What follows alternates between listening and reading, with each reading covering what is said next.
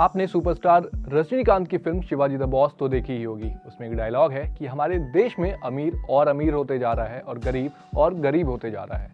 आज इसी डायलॉग से जुड़ी एक खबर आपको बताएंगे, जिसे सुनकर शायद यकीन करना मुश्किल होगा कि हमारे देश के टॉप 21 सबसे अमीर लोगों के पास देश की 70 करोड़ आबादी से ज्यादा संपत्ति है। जी हाँ, सही सुना आपने, हमारे देश के सिर्फ 21 लोग बाकी के 70 करोड़ लोगों से ज्यादा की संपत्ति के मालिक हैं। दरअसल वर्ल्ड इकोनॉमिक फोरम में ऑक्सफैम इंटरनेशनल ने एनुअल इनइक्वालिटी रिपोर्ट जारी की है, जिसमें बताया गया है कि भारत में सबसे अमीर 1% के पास अब देश की कुल संपत्ति का 40% से भी अधिक हिस्सा है, जबकि नीचे की आधी आबादी के पास केवल 3% का हिस्सा है। वहीं इस रिपोर्ट में बताया गया कि भारत के टॉप 10 अमीरों पर केवल 5% का टैक्स लगाने से हजारों बच्चों को स्कूल भेजा जा सकता है।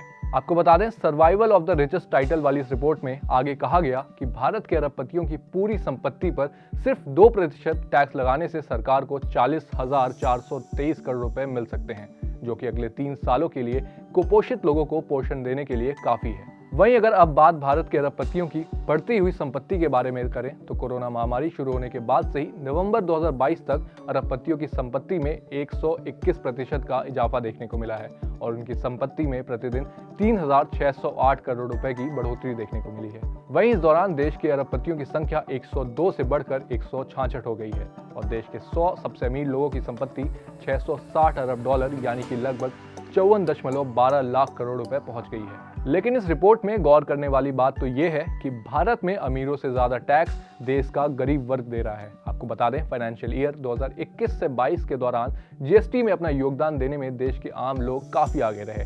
जीएसटी से जुटाए गए 14.83 लाख करोड़ रुपए के गुड्स और सर्विस टैक्स का 64% हिस्सा देश के नीचे के 50% लोगों से आया था, जबकि इस दौरान टॉप 10% लोगों ने कुल 3% का ही योगदान दिया था। वहीं इकोनॉमिक इनइक्वालिटी सिर्फ भारत ही नहीं बल्कि पूरे विश्व की समस्या है। लेकिन सोचने वाली बात तो ये है कि सरकारी नीतियां बनाने वाले लोग इस अंतर को कम करने के लिए आखिर क्या कदम उठाते हैं।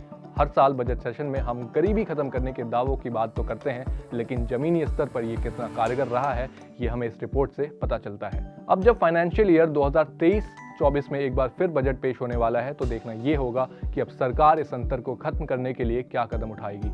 आपकी इस इकोनॉमिक इनइक्वालिटी को लेकर क्या राय है, हमें कमेंट बॉक्स में जरूर बताएं। साथ ही अगर आपको ये वीडियो पसंद आई तो इसे लाइक करें, कमेंट करें और साथ ही साथ इसे शेयर करें। और ऐसे ही और बिजनेस रिलेटेड कंटेंट देखने के लिए आप जागरण बिजनेस को सब्सक्राइब करें।